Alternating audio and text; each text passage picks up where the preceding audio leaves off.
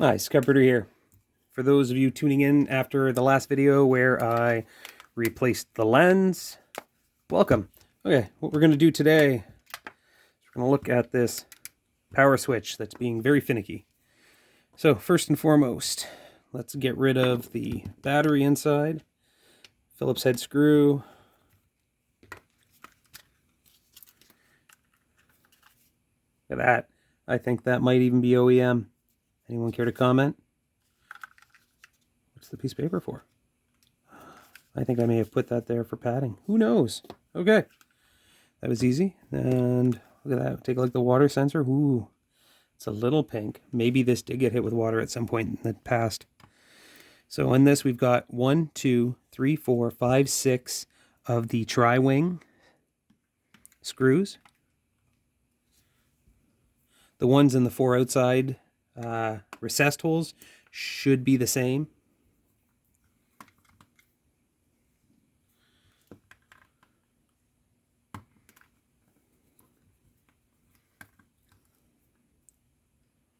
Oh, might as well let you guys see the pile.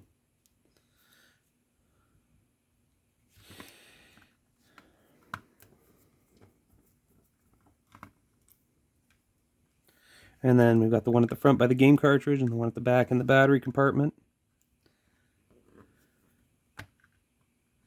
Now, what I always recommend when you're taking out these screws, put some more downforce on it, because the last thing you want to do is, like, probably looks like it's happened here, is that someone has lightly turned on it and stripped the head of the screw. Whereas if you have a suitable amount of downforce, it should keep it from skipping. And if you've really stripped the head of the screw, you are welcome to try any of those other tricks that people have done with the rubber band or the super glue or whatever you'd like. I think using a suitable amount of downforce really saves a lot of issues. Okay, so got those out. I'm going to wiggle this off. Oh, it's probably dirty because we've seen the inside of the other ones. Oh, see, that doesn't look too bad at all. There's a little bit of goo. I still have my microfiber cloth that I can wipe the edge with. Inside it actually doesn't look bad at all. There's I don't see any water damage. I don't see any corrosion. Like, do you guys see anything in there? I don't. I have never had problems with the left and right buttons. Okay, well, let's take the damp cloth and let's give a little scrub out that edge. Get the 20 years of life out of here. I'm sure there's Cheetos and Fritos and chocolate bar goop and you name it.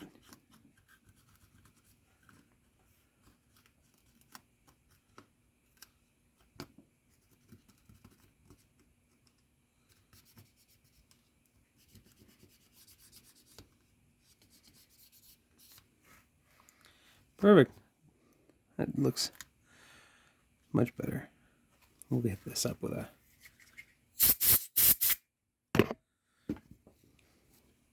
We'll do the same thing with the other side.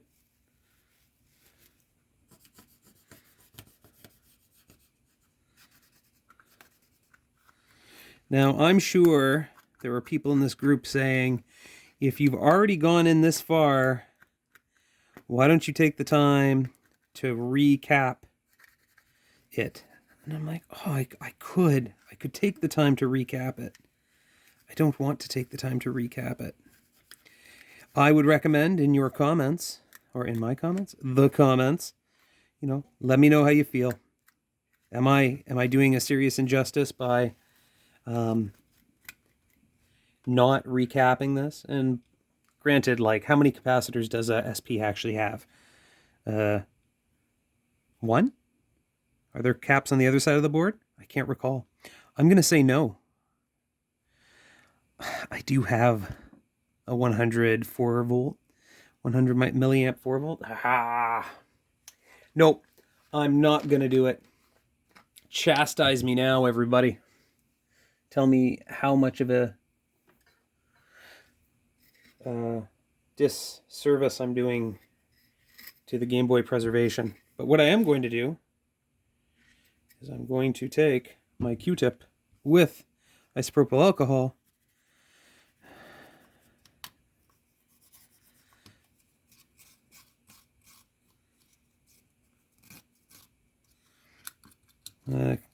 clean up a lot of the contact points, get any kind of corrosion off it. Look at that.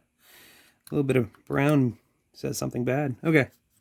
So what we're going to do here, because we're dealing with a bad power switch, is we are going to heat up the side of the switch.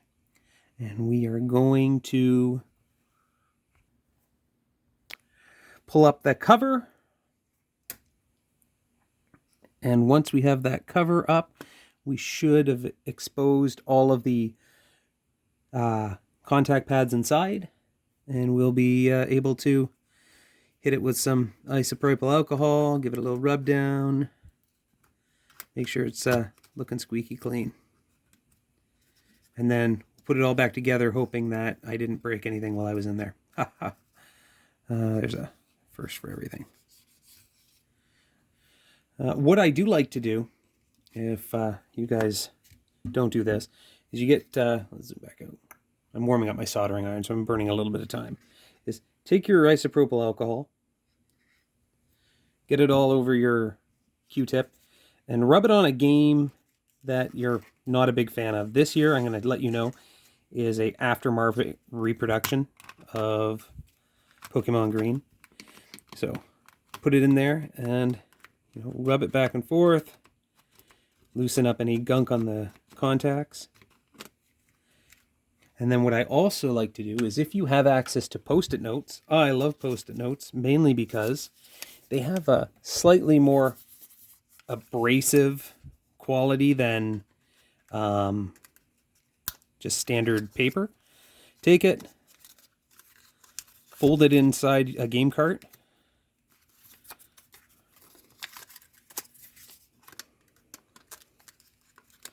and fold it over the back. So you kind of get something like this. And then, while the isopropyl alcohol is still damp, rub it in the port, and you can see here, gotten a bunch of that stuff off of the contacts. Now, you can go one step further, and just because I don't like this cart and my soldering iron is not at temp, I'm going to take the screw out of this. I'm going to slide off the front. I'm going to show you. Let's go to the extreme. Take that piece of paper and Post-it note, wrap it all the way around.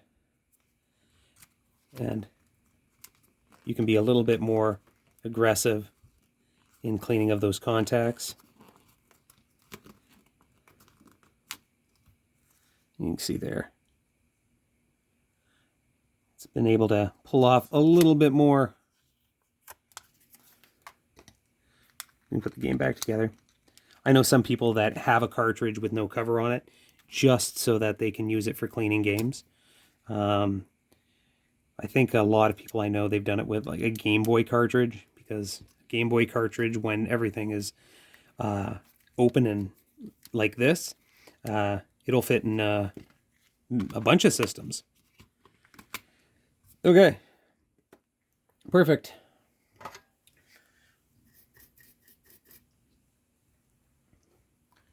So, because this solder here on the left or the right side, doesn't matter which, is going to be kind of old, there's probably not going to be any flux in it.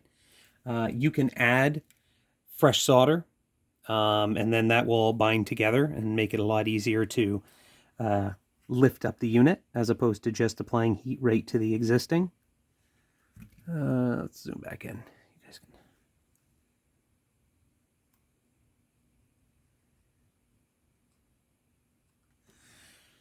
And I'm going to take a pair of tweezers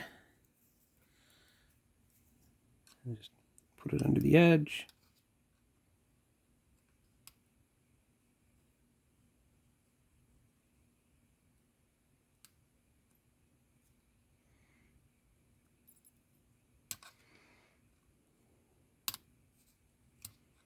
we go.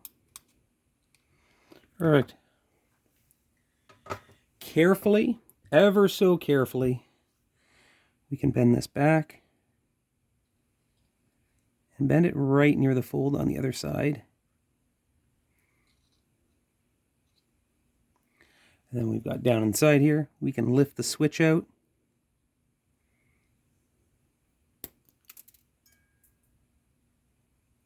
I literally shot that across the work area. But you can see that power connector or contact is dirty. So I'm just going to take my Q-tip,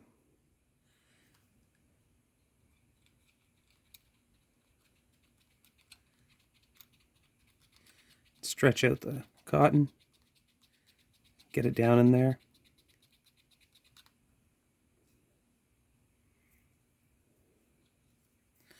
What I'd also do is take my toothpick and just get in there and get off any corrosion that might be in place.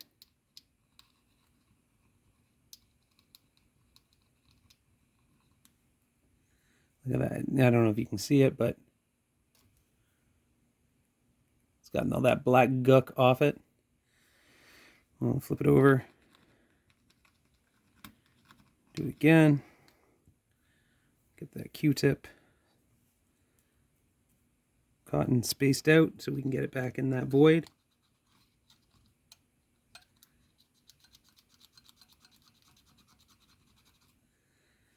Perfect. Look at that. It looks a whole bunch better in there.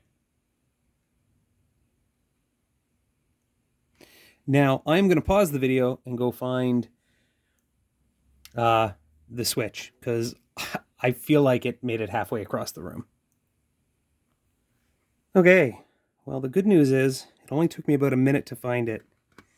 And yes, it was a great deal away. So let's take a look at the contacts here. Did it again, 2 for 2. Didn't go that far this time.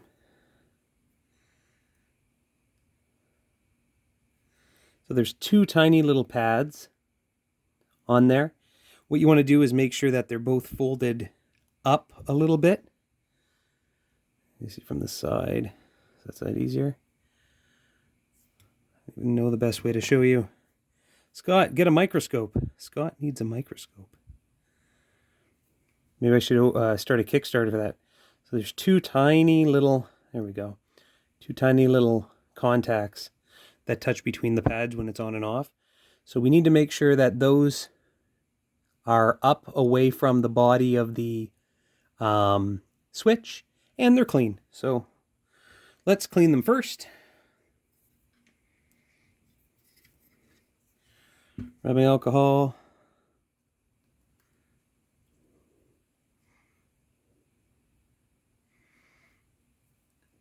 And then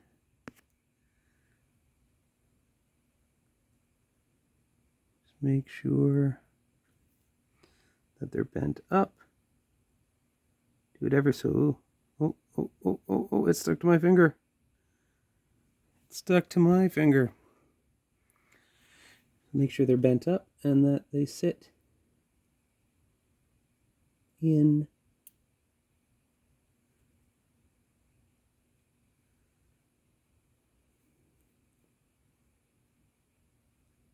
the little spot there.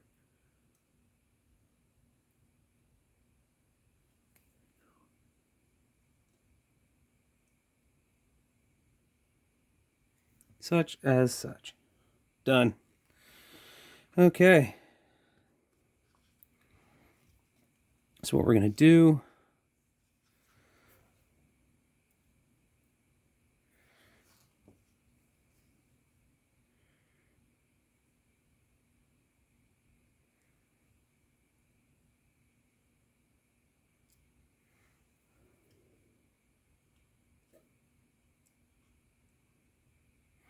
put it back in there in the slot that it slides. Now, the one thing you want to know, or to know if the little contact is still there, is if you push on it and it teeter-totters inside the switch, then yes, you are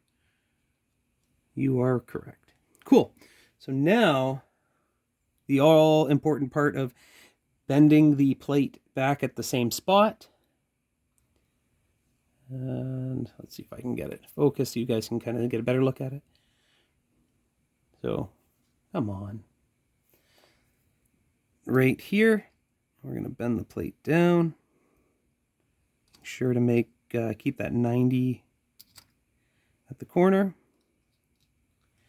And then we're going to make sure the cover is on straight. And now we can heat this side back up. And put that contact back into place. So I'm going to use a wooden toothpick because if I use metal, it may not be conductive. It may act as a conductor, and it may remove the heat from the soldering iron. Are those words all correct? Let's hope so. I think we were successful there. So let's bring that back up to the forefront. You can see it's soldered back into place. Switch slides, looks good. I'm gonna hit that with a little bit of compressed air. We'll put the bottom back on.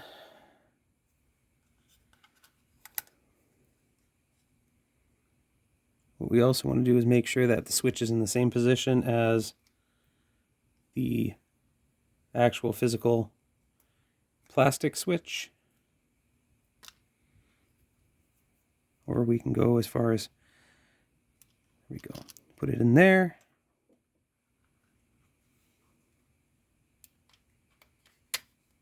Like so.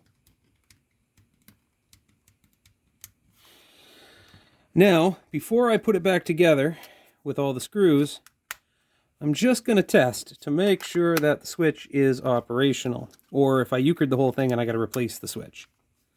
So I'm just going to hold it together with my hand and we'll turn the switch on. Whew! Look at that. It even seems a little bit louder. Who knows? Cleaning the switch, very helpful.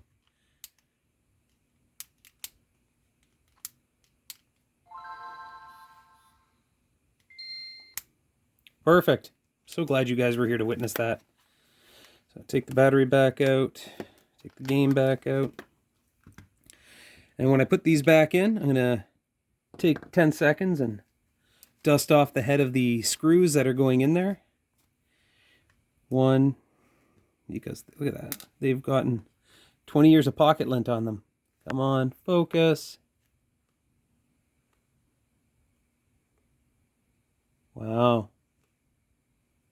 I need a new phone, everybody.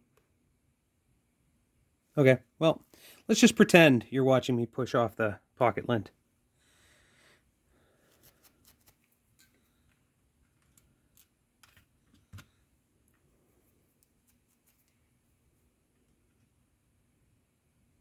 So I'm going to do the 4 screws that go into the recessions.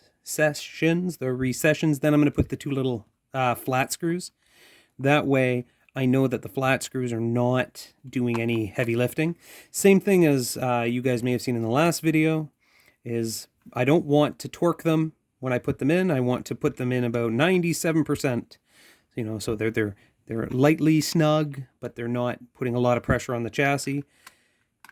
I also don't want to tighten them too much and strip the screws, but I want to make sure everything's tight.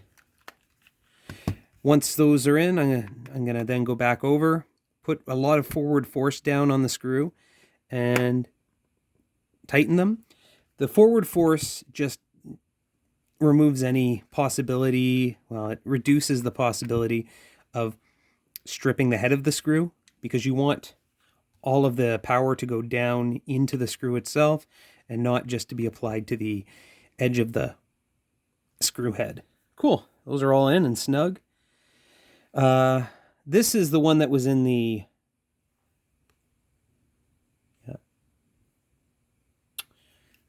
Okay, thanks. This is the one that was in the battery compartment.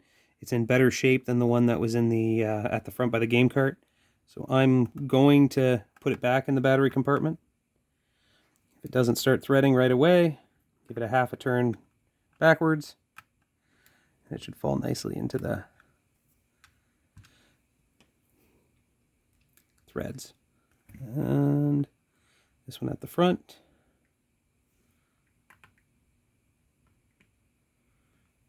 Done, done, done. Push down and snug. Those are all in. Battery cover. And we're back to our Phillips.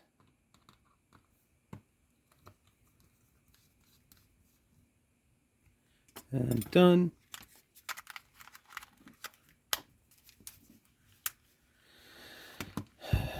Moment. Didn't even have to fight with it. Nice and clean. Perfect. Well, I appreciate... Oh, volume still works. Everybody taking the time to watch.